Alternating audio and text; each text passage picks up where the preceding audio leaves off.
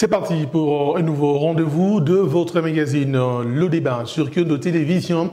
La nouvelle politique qui consiste à frauder lors des prochaines élections.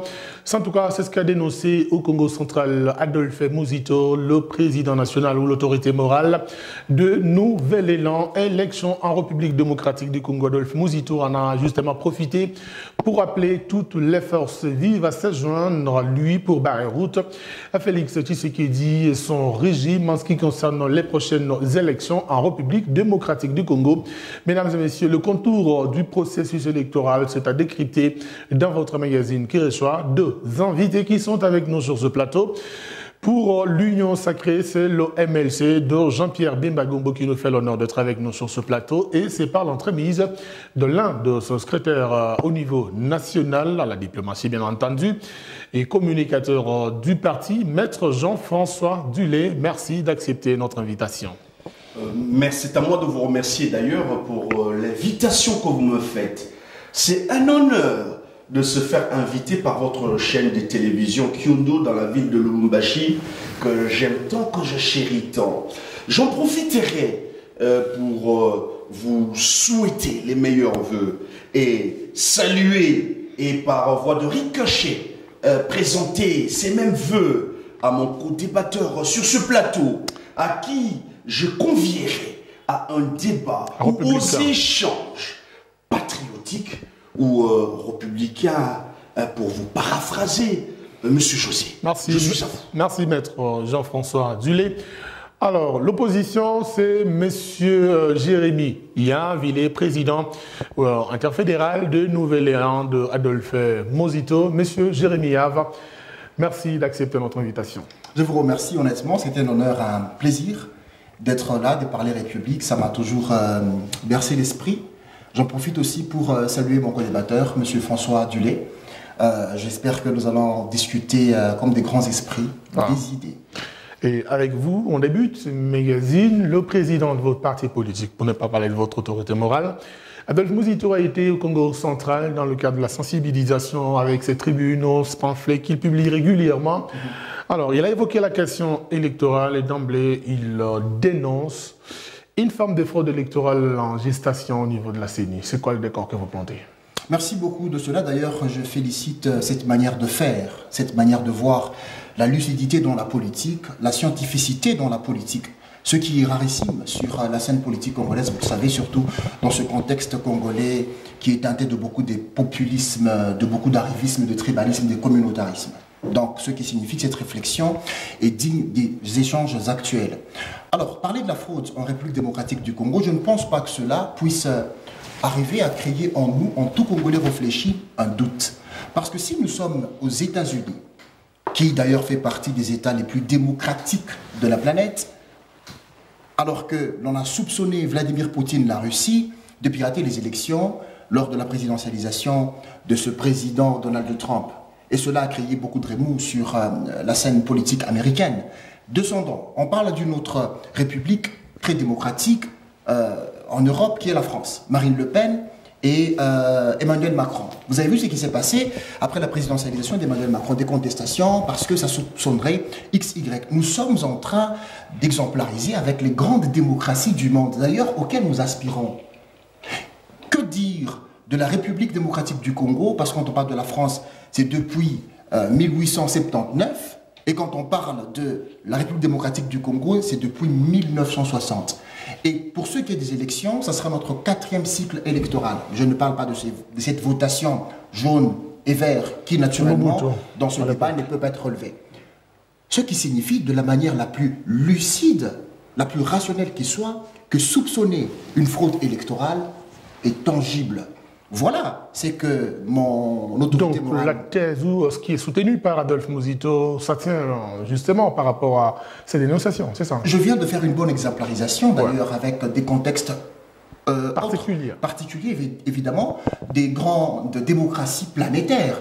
Ce qui signifie qu'on ne va pas verser dans la prétention ou on ne va pas rêvasser. Honnêtement, nous sommes à notre 4e cycle électoral. Et aussi, au-delà de ça, à ne pas oublier que le président d'exercice est candidat à sa propre succession. Voilà notre point qui va devoir encenser la fraude électorale au profit, au bénéfice du président de la République. C'est le décor. Donc, ce qui signifie que soupçonner une quelconque fraude, 4e cycle électoral, tangible. Président, plus que tangible. Voilà. Maître Jean-François Dulé, Adolphe Mouzito, pour ne pas parler simplement de lui et d'autres acteurs de la société civile ou d'autres opposants, dénonce déjà, avant même la présidentielle de décembre, une ferme préparation à la fraude électorale en RDC. C'est quoi votre décor par rapport à cela? Sincèrement, chose étonnante. Venant d'un ancien Premier ministre, j'ai cité Adolphe Mouzito et son parti politique, sincèrement. Pour bien cerner la question, je viens de suivre mon co-débatteur en train de balayer, en fait, qui a fait le contour de ce qui se passe sous d'autres cieux. Il a eu à dire dans des vieilles démocraties, c'est bien beau. Les États-Unis, la France. C'est bien beau, mais il faudra contextualiser les faits et la situation de la République démocratique du Congo. Je suis à l'aise parce que cela sort de la bouche d'un ancien Premier ministre. De la République. De la République. C'est une vaste blague. C'est prendre le Congolais pour... De quelle manière cela devient une vaste blague? C'est prendre le Congolais pour les dindons. C'est supposé qu'il maîtrise les contours. C'est prendre le Congolais pour les dindons de la farce. Je m'en vais... Les dindons de la farce. De la farce. Ou des poulets farcis. Sincèrement, j'aimerais démontrer cela. Vous allez voir, parmi les raisons que mon co-débatteur a eu à avancer, à opiner ici sur ce plateau, il chute, il dit que raison de plus. Vous savez pourquoi? Parce que le président de la République sortant serait candidat à sa propre succession ou réélection. C'est normal, maître Jean-François Dulé. Raison de plus qu'il y ait fraude électorale. Nous rêvons sincèrement. En 2008, si je ne m'abuse, ou 8 je crois, Adolphe Mouzito passe Premier ministre. Ils étaient en alliance avec le président Kabila. En son temps, il était pas lourd. Nous avions un opposant de taille en République démocratique du Congo. Les Sphinx illimité d'heureuse mémoire. Tshisekedi Ouamulumba. En 2011, Kabila, le président Kabila, était candidat à sa propre succession. Allez-y comprendre. Nous avons eu à crier, à décrier, c'est-à-dire tel que l'UDPS, à la fraude électorale, en commençant d'ailleurs en 2006. Et lui était acteur au sein du gouvernement. Il n'a pas eu, en fait, ils ont eu à passer outre ces déclarations. Il est dans une autre posture, Jean-François Dulé. Soyons sérieux. Je vous le rappelle. En République démocratique du Congo, il y a un problème. On a un problème, je vous ai toujours dit, il y a un problème d'homme. On peut beau s'exprimer, on peut beau réfléchir, être intelligent, parce que c'est un homme intelligent, c'est un esprit brillant, comme le co-débatteur que j'ai en face. Je sens en lui un esprit brillant, mais malheureusement, c'est que j'ai toujours décrié depuis toutes ces années, les esprits brillants sont aussi en proie aux démons les plus persuasifs. Et aujourd'hui... Sont hantés, c'est ça? Je vous dis hantés pratiquement. Avec l'intelligence qu'ils ont, malheureusement, ils ont des faiblesses. Je vous dis, au stade actuel de choses, c'est au sein de l'opposition. Malheureusement, un acteur majeur de la République, qui a été Premier ministre dans cet État, et nous avons eu à vivre cette histoire en 2011, aussi en 2018 d'ailleurs. Monsieur Adolphe Mouzito n'a pas eu à tenir ce genre de discours. Mais aujourd'hui, comme il a une autre posture, alambiquée de toutes les façons. C'est le décor, maître Jean-François Dulé. Puisque nous ne savons même pas s'ils sont de l'opposition. Ils parlent de la résistance en marche de la Constitution. Vous n'avez pas le thermomètre pour mesurer pratiquement l'opposant qui ne l'est pas. Nous le mesurons par leurs propos. De toutes les façons, la Constitution dit ceci. On est opposant par une déclaration. Et on est au pouvoir par une déclaration aussi. Pour ceux qui soutiennent l'action gouvernementale. C'est le décor. C'est le décor, s'il vous plaît. Voilà. Maître, plutôt M. Jérémy Havre, avec vous, Adolphe Mouzito a justement évoqué ou mis en cause la Commission électorale nationale indépendante.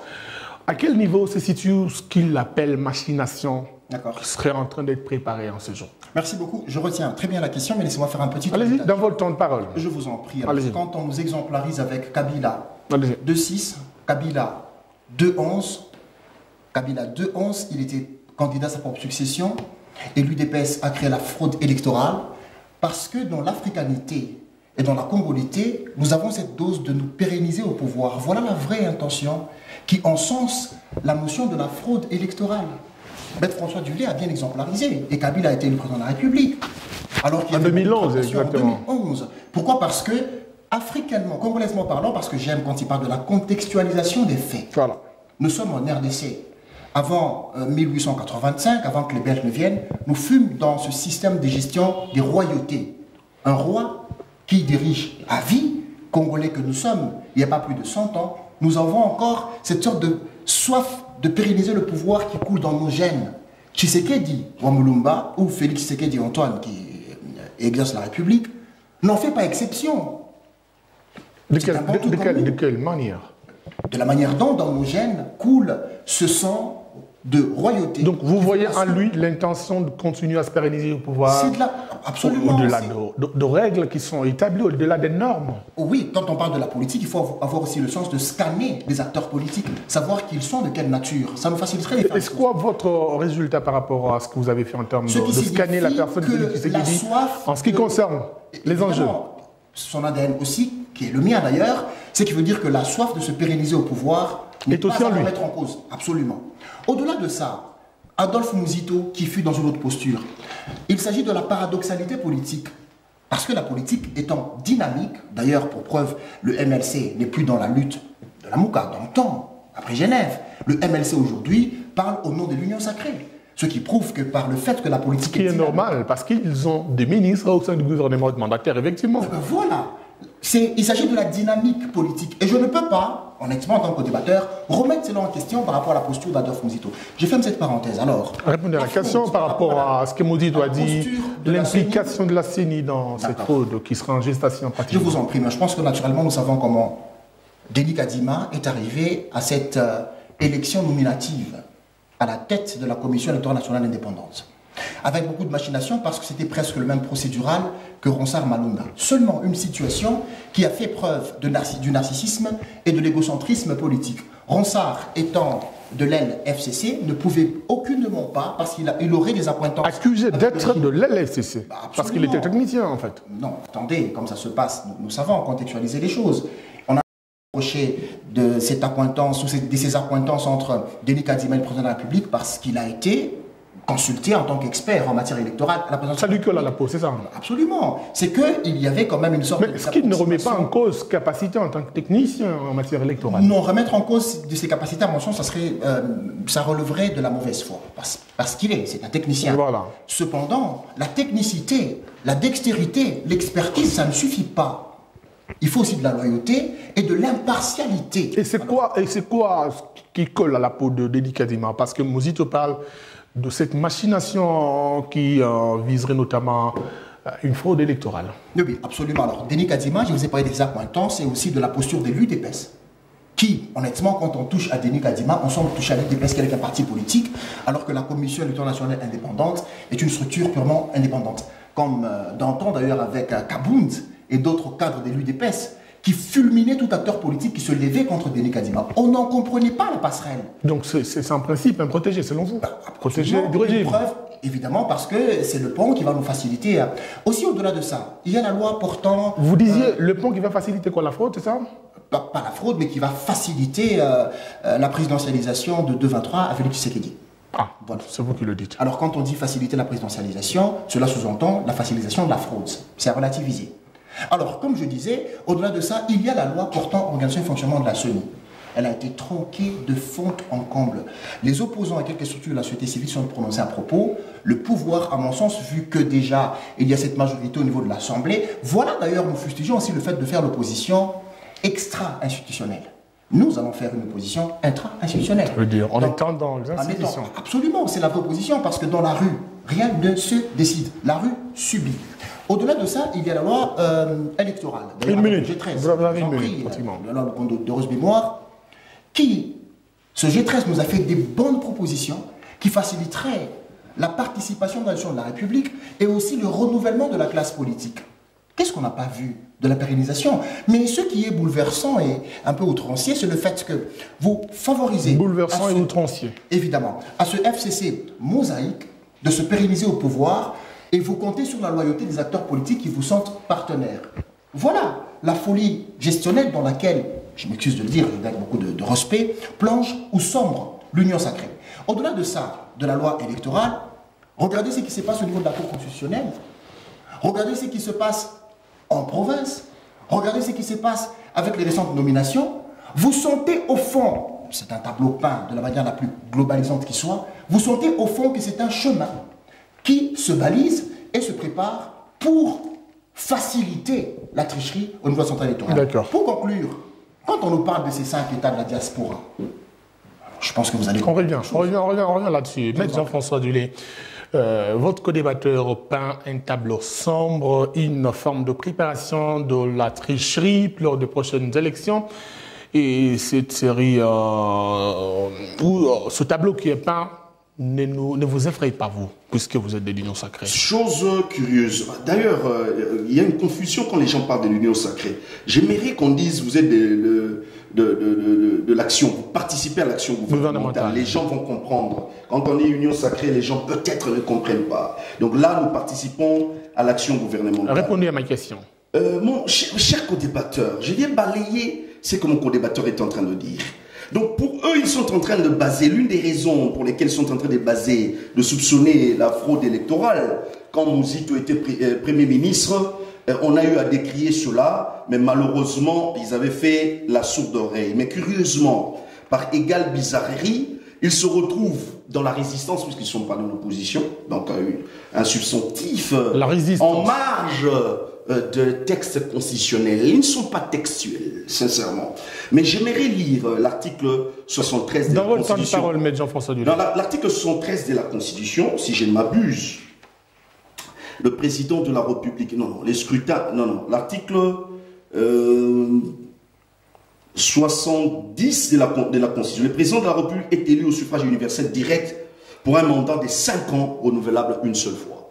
Il est dans le droit de revenir, puisque la Constitution a mis cela, a eu à couler cela dans ce texte. Mais j'aimerais ramasser mon frère, mon co-débatteur. Il a eu à évoquer le principe, nous sommes africains, c'est dans l'africanité, dans notre peau. C'est dans nos sangs. Mais bon, sincèrement, moi j'aimerais évoquer ici l'homme de l'esprit des lois, Montesquieu. Ça, c'est un problème qui a été déjà réglé, balayé. La République démocratique du Congo, notre État est un État qui se veut démocratique. C'est la raison d'être de cette constitution.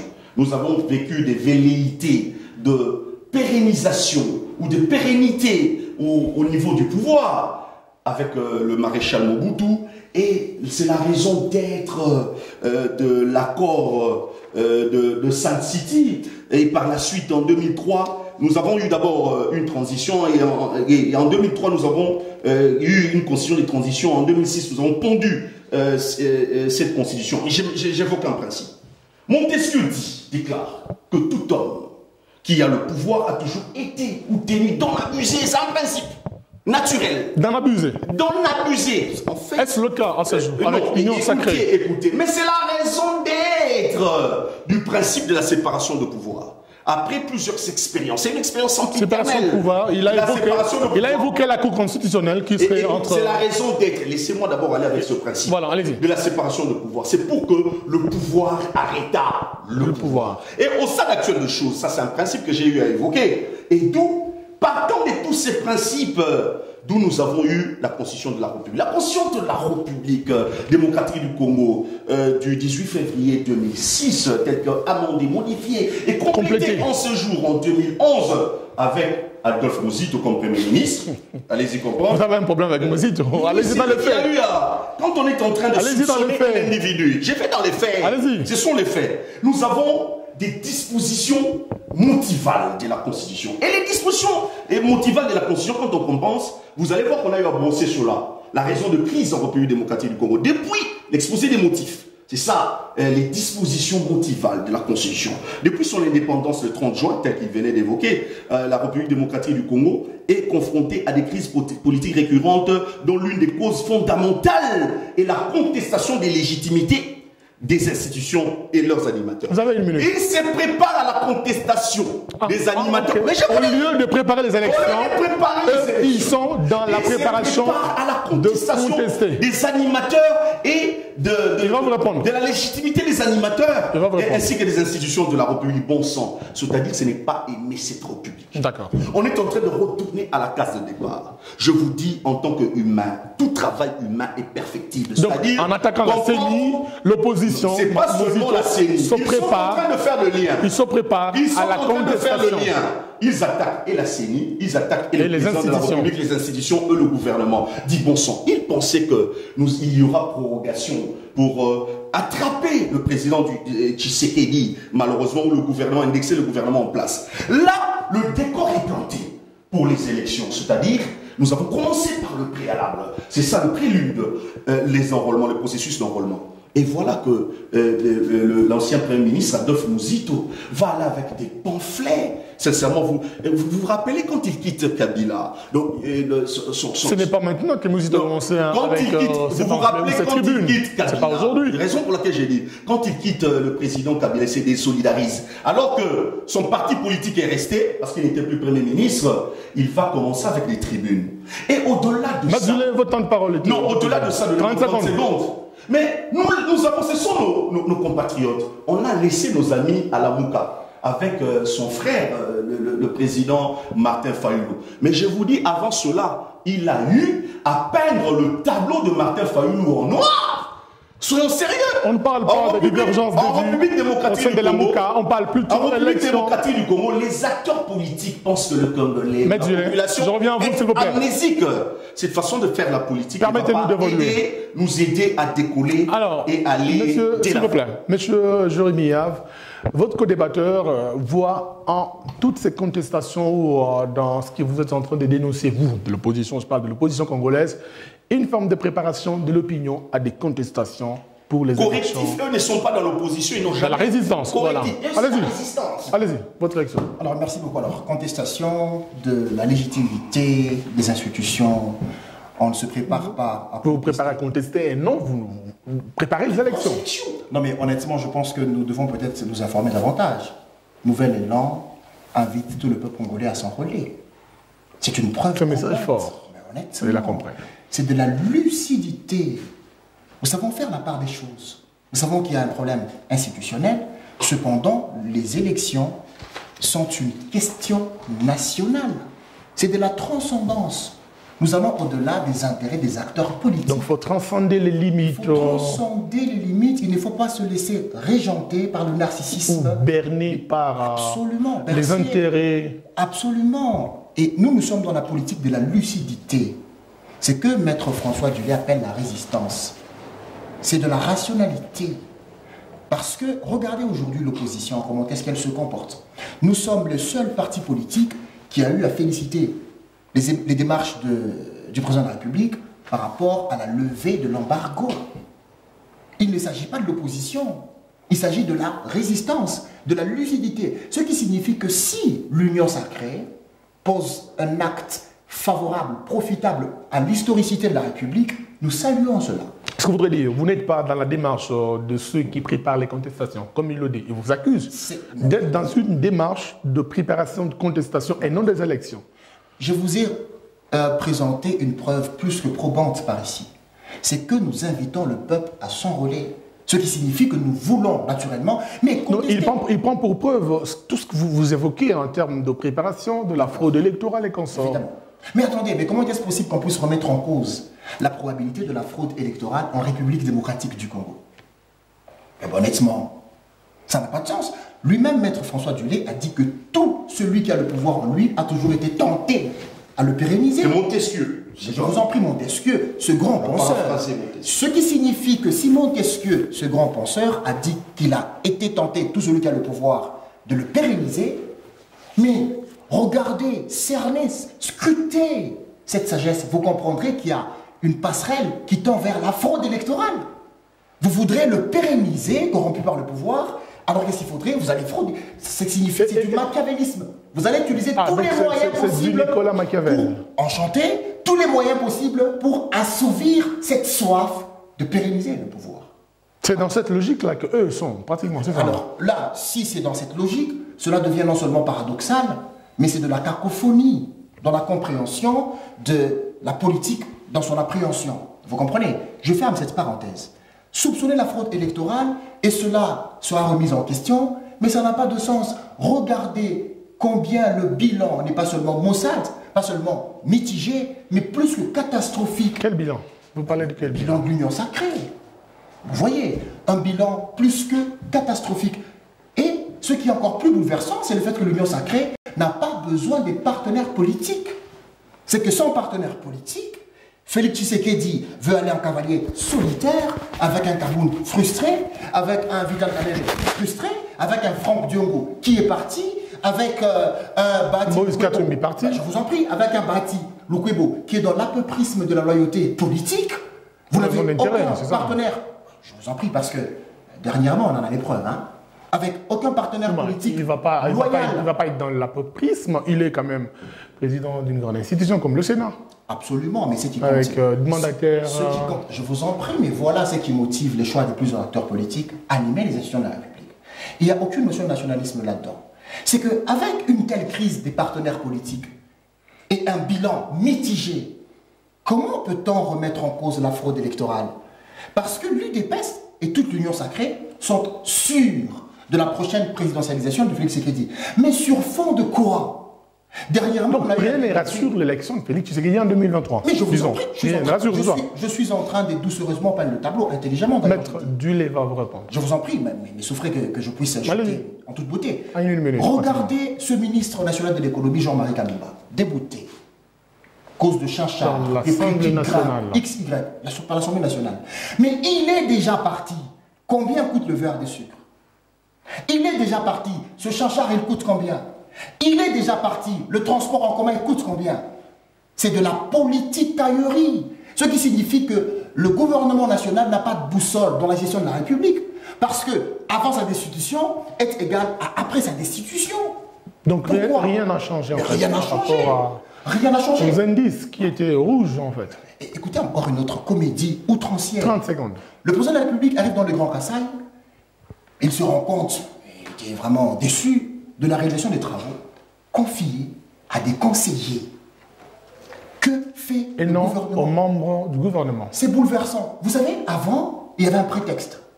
Le gouvernement démissionnaire. Vous voyez, un programme d'urgence. Voilà pourquoi, chapeauté par le directeur de cabinet. Mais là, nous avons un gouvernement légitime, légal, qui fonctionne au regard des dispositions constitutionnelles. Mais que fait les noms des conseillers dans cette histoire d'étonnement? D'accord. Alors, Maître Jean-François Dulé, votre co-débatteur dit clairement que vous êtes très rassuré de la réélection de Félix Tshisekedi alors que le bilan est mitigé. Comment concilier les deux? Mais soyons sérieux.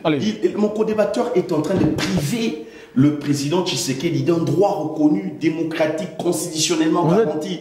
Il est en droit, sincèrement, il est en droit de se représenter. Soyons sérieux. Et, à mon avis, il est en train, en garant du bon fonctionnement des institutions, il a tout fait puisque c'est le gouvernement qui met les fonds à la disposition de la CENI pour que la CENI nous organise les élections.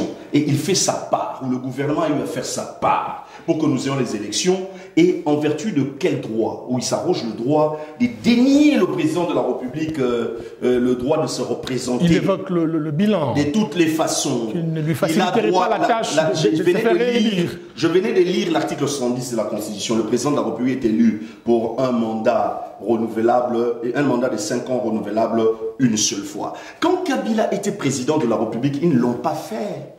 Ils sont venus décrier, et nous étions nous tous d'accord en 2016, puisqu'il avait épuisé ce mandat, le nombre de mandats constitutionnels. Et au stade actuel des choses, à mon avis, ils ne peuvent pas faire ce débat. Le président de la République est en droit de se représenter. Je n'ai pas renié cela. Et il est en droit de se représenter. Il n'a pas renié, il a plutôt évoqué je ferme la parenthèse. Et le fait que vous êtes très rassuré qu'il va passer. Mon co-débatteur, qui se sent mauvais, c'est mouche, sincèrement. Puisque s'ils se disent qu'il a un bilan mitigé, qu'ils attendent lors des élections, la souveraineté, d'après l'article 5 de la Constitution, appartient au peuple congolais, sincèrement. Et c'est au peuple d'en décider par la voix des yeux. nocturne, qu'ils attendent au lieu de supputer outre mesure. Ils font des supputations. Mais bien sûr, et je comprends, c'est de la malice politique, parce qu'ils sont en mal des positionnements, cher ami. Mais M. Adolphe Mouzito, l'ancien Premier ministre, fustige même son allié, Fayoulou, qui est resté au sein de la Mouka, qui ne gère pas. Allez-y comprendre la République. Il a eu à décrier. Ils sont en train de décrier une fraude électorale fictionnelle. Cher ami. Et ils disaient... Fictionnelle, c'est ça. Je vous dis fictionnelle. Ils sont dans le monde de l'imaginaire, comme il vient de le dire. Et d'ailleurs, c'est la raison pour laquelle Adolphe Mouzito... Ils ont un imaginaire politique. C'est la raison pour laquelle... Ils sont hantés. C'est la raison hantés par les démons. Par les démons. Ils sont inspirés par les esprits maléfiques. Alors, c'est la raison pour laquelle Mouzito appelle toutes les forces vives à s'adjoindre à lui pour barrer route à Félix Tshisekedi et à l'union sacrée à frauder. Ne va jamais s'arranger derrière l'ancien Premier ministre. Vous savez pourquoi? En principe, il attaque les bilans de Tshisekedi. Je veux bien, puisque l'heure n'est pas au bilan. Sincèrement. Nous sommes en train de gérer la République. Attendons au moment venu, nous ferons le bilan. Mais ils devaient confronter le bilan de Mouzito au bilan actuel. Le Mouzito a laissé la République avec quel budget et nous en sommes où? Mouzito a laissé le solde des militaires. Maître Dulé. S'il vous plaît que j'échute, ne me coupez pas la parole. Vous avez un parti pris, un penchant ici. Allez-y. Par ici, il n'y a pas de penchant. Oui. J'ai disais ceci. Ils étaient en train, ils ont eu à décrier une fraude électorale fictionnelle, cher ami. Mais au même moment, alors qu'ils décrient la fraude électorale fictionnelle, imaginaire, au même moment, ils se disent, ils appellent les gens à aller s'enrôler. Vous voulez demander les gens à aller s'enrôler pour un résultat que vous connaissez déjà, ou participer au processus électoral. Et que vous allez décrier après. Cela que vous allez décrier après. C'est contradictoire alors. Contradictoire, c'est antinomique, c'est paradoxal, c'est dichotomique. Allez-y comprendre. Et cette dichotomie vous pousse je comprends. à penser... Il s'arrange, il s'évertue à être dans cette position alambiquée, sincèrement. Et il pense que les Congolais sont les dindons de la farce, malgré qu'on parle bien français. Il parle bien, il s'exprime bien, félicitations. Il fignole. Et d'où j'ai eu à apprécier. J'ai dit que c'est un esprit brillant. Voilà. Mais moi j'ai là. Mais les esprits brillants sont aussi en gros démons les plus. Merci, maître Dulé. Et le démon est en train de le persuader de croire qu'il y aura une fraude fictionnelle du reste. Allez-y comprendre. Ça, c'est pas être sérieux. Et les Congolais ne sont pas d'accord avec cela. Cette façon de faire, c'est une vieille politique. C'est une vieillerie. C'est une vieillerie, sincèrement, qui ne paye pas. Et cela prouve que mon cher co-débatteur a une appréhension frivole, une appréhension volatile, sincèrement, de l'histoire politique de la République démocratique.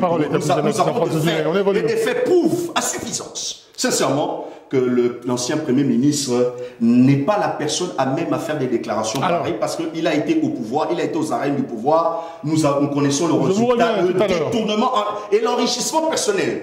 Comme ce n'est pas un débat d'individus, donc allons droit, concentrons-nous, l'heure viendra au bilan de Tshisekedi à la fin de son mandat. Jérémy, vous avez suivi votre co-débatteur, il parle d'une fraude fictionnelle.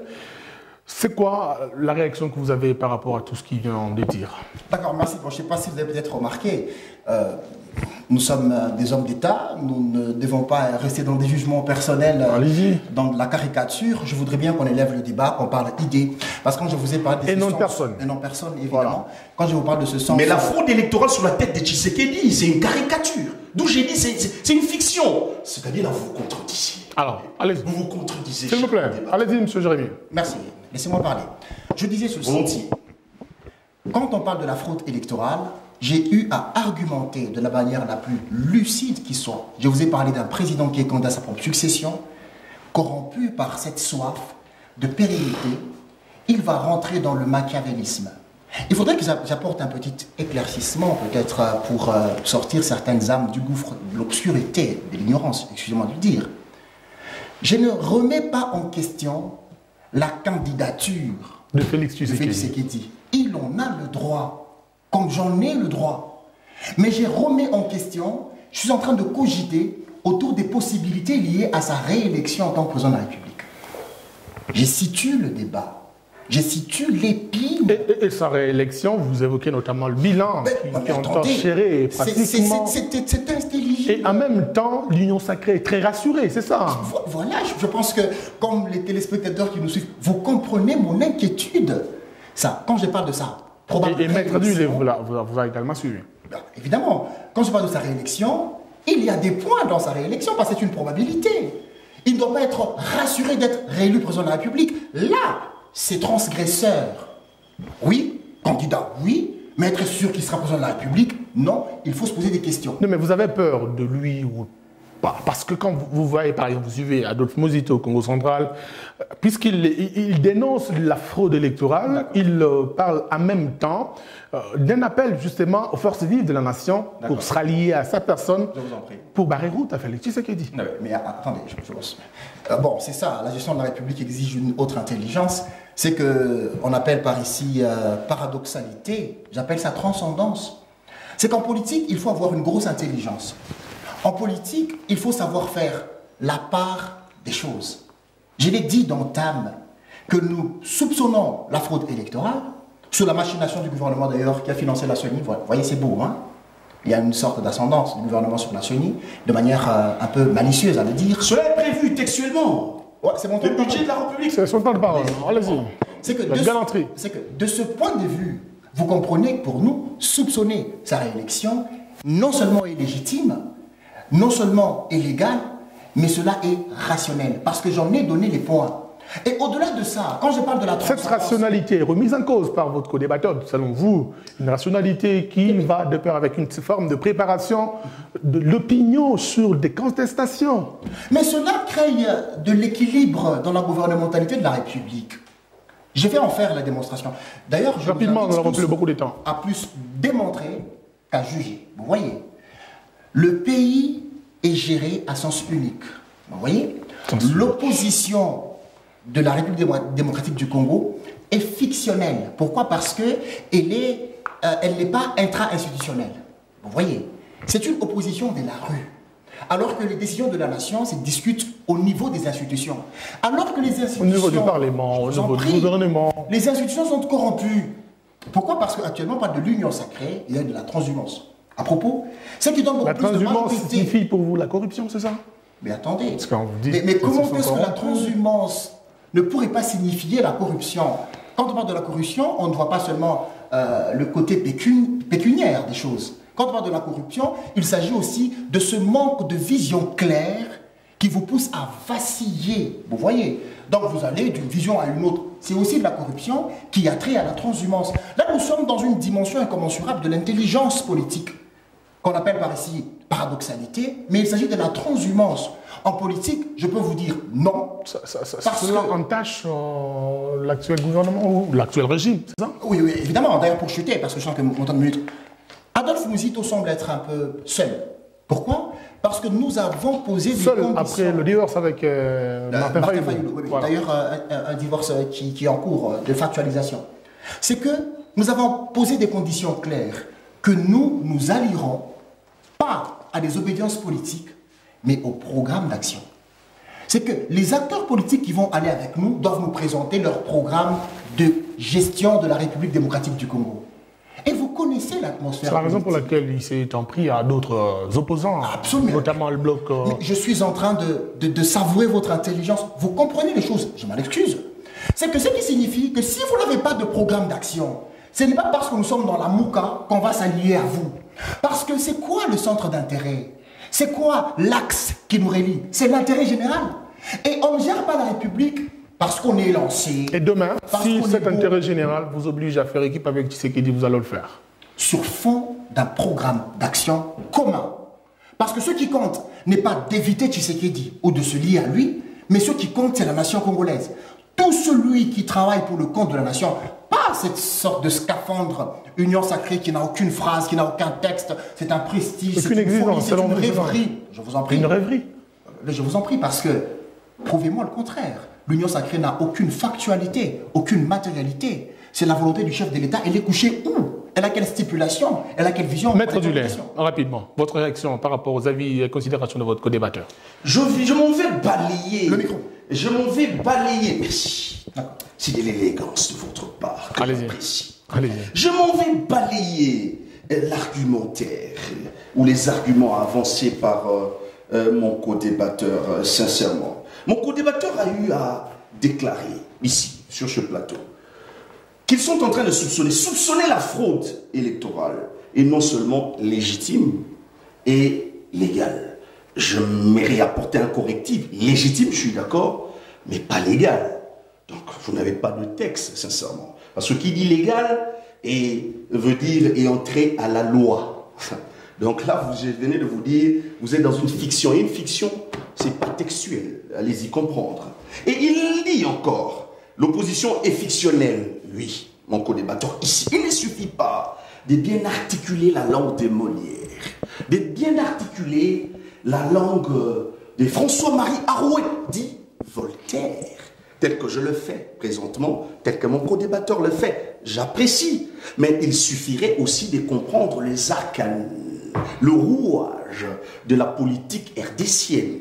Mais apparemment, je sens le noviciat.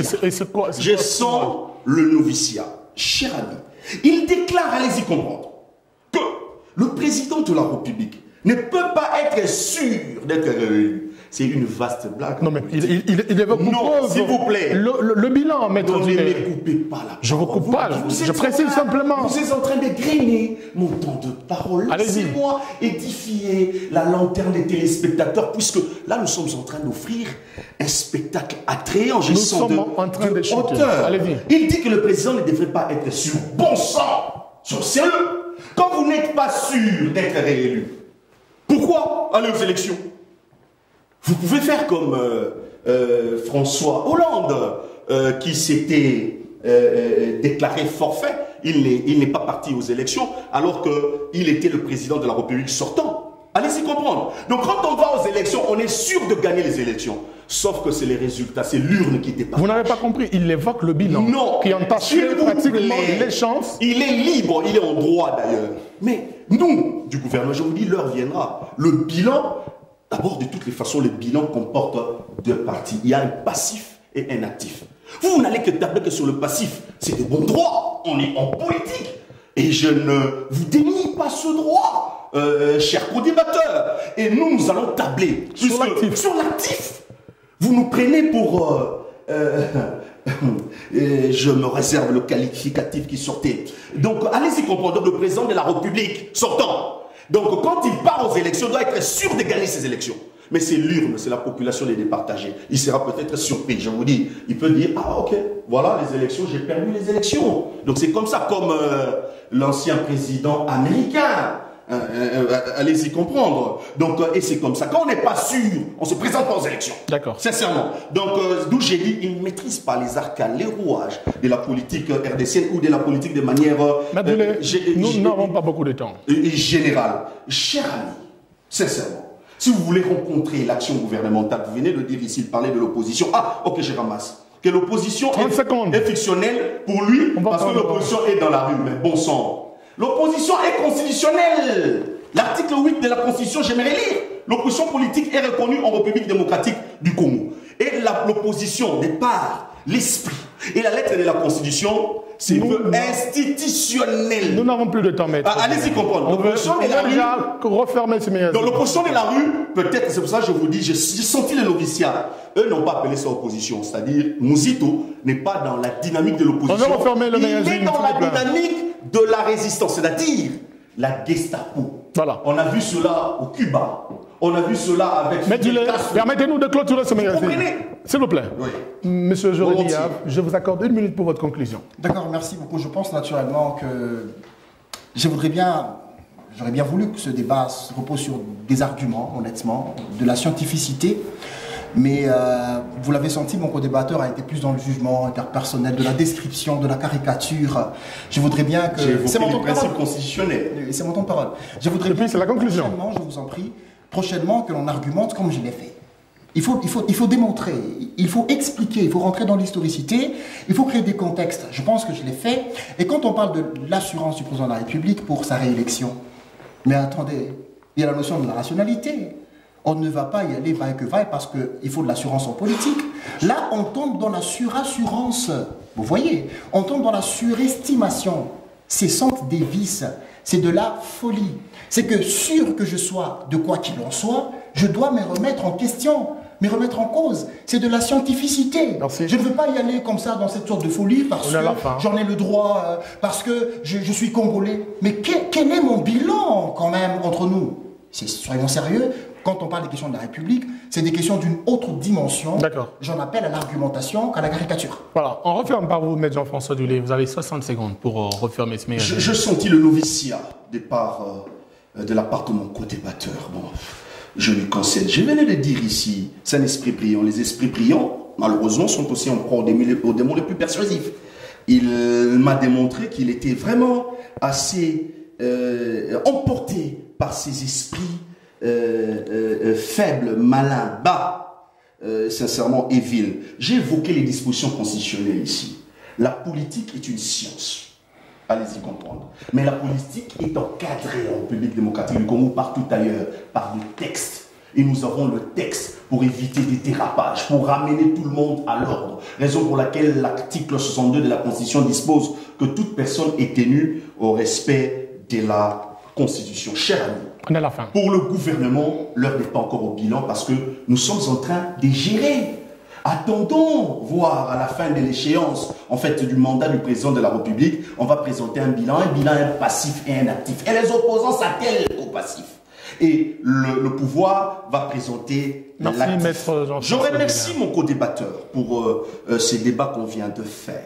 Et je remercie les téléspectateurs pour l'écoute qu'ils ont donnée à notre émission. J'espère qu'ils ont eu à puiser selon la cuité de leur soif, ainsi que la capacité de leur vase de nos échanges. Voilà. Ce magazine se referme. Merci à M. Jérémy Yave. Je rappelle qu'il est président interfédéral de Nouvelle-Élan de Adolphe Mosito. Merci à Maître Jean-François Dulé. Je vous en prie. Il est du MLC. Ce magazine se referme. Merci à vous tous, mesdames et messieurs, de l'avoir suivi. L'on se retrouve très prochainement sur votre télévision de la culture pour un nouveau numéro, justement, des questions d'actualité que nous aurons le temps de décrypter avec des invités. À tout à l'heure, mesdames. À tout à l'heure, messieurs.